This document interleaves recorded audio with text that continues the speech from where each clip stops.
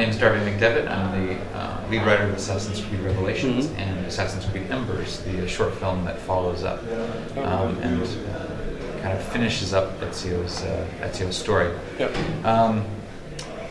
So in the previous two Ezio games, we saw Ezio was a man of his culture. The two games took place in Italy, where Ezio felt comfortable. He could get involved in local politics. It was a tale of revenge. He was trying to find the people who were responsible for the death of his family.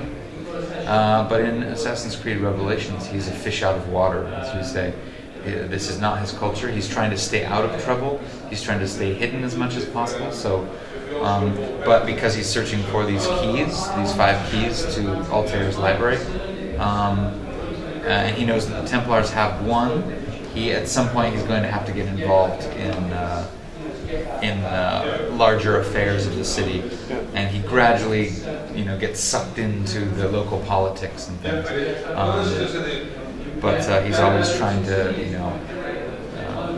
gauge how much or how little he should get involved, because he doesn't want to ruffle any feathers. By the end of this game, you should know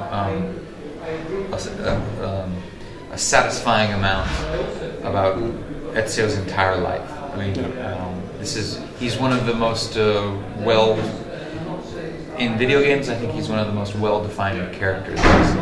We saw him born, we saw him as a teenager, we've seen him fall in love and fall out of love and have romances and tragedies and all these things. So now now at 52, he's quite a bit older, quite a bit wiser. He's a different sort of man. He's the same essential man, charismatic and warm and funny, but driven. But he's older and wiser, and now he's ready to sort of let other people take over some of his work, because he has a singular focus on a personal journey.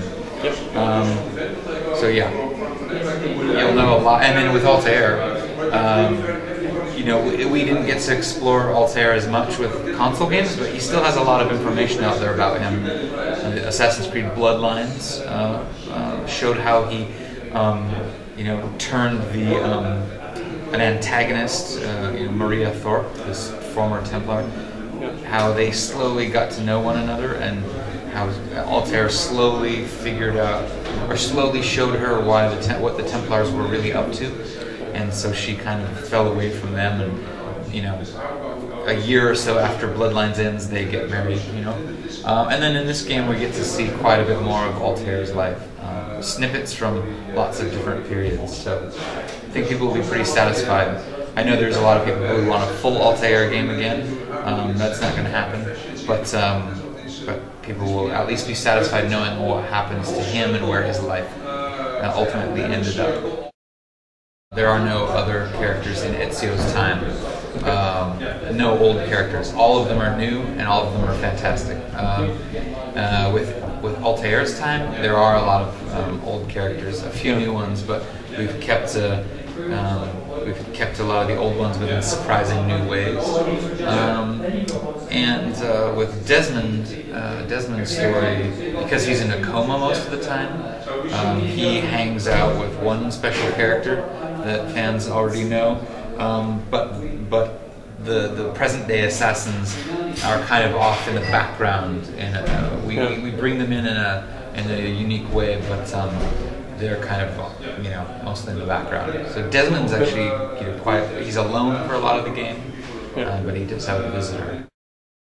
Anytime we do a number, it denotes a few things: a new time period, a drastically new time period, a new ancestor, and from a gameplay standpoint, a kind of a revolution instead of an evolution.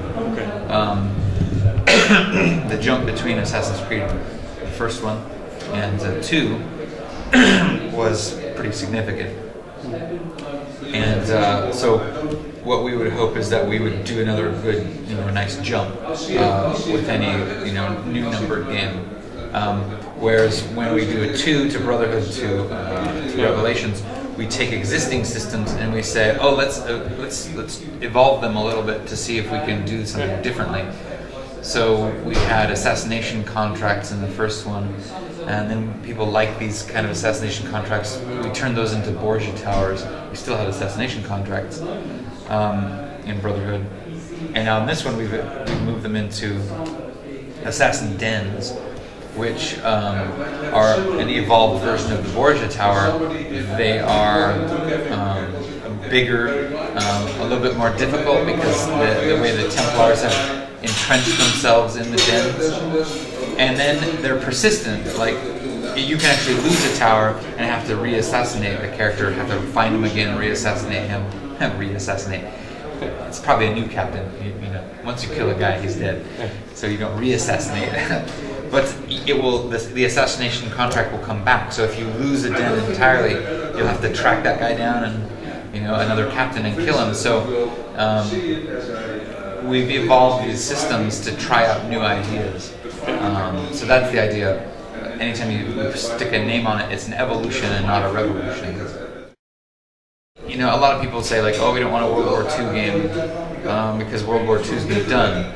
That's true sort of as a setting, but if we did World War II, I'm not saying we are, but if we did World War II or something, we would do it in an Assassin's Creed way, and it would be really interesting. You know, because we don't do shooting. You know, we probably wouldn't have. I'm just imagining, right? But we wouldn't do, you know, machine guns, and we'd still have assassinations. We'd still, you know, we'd still have a little pistol or something, but we would do it totally differently. So, whatever time periods we choose in the future, fans can rest assured we're going to do it differently. We're going to do it in an Assassin's Creed way. We're going to do it in a unique way, in a way that you haven't thought about Assassin's Creed, or you haven't thought about that time period before.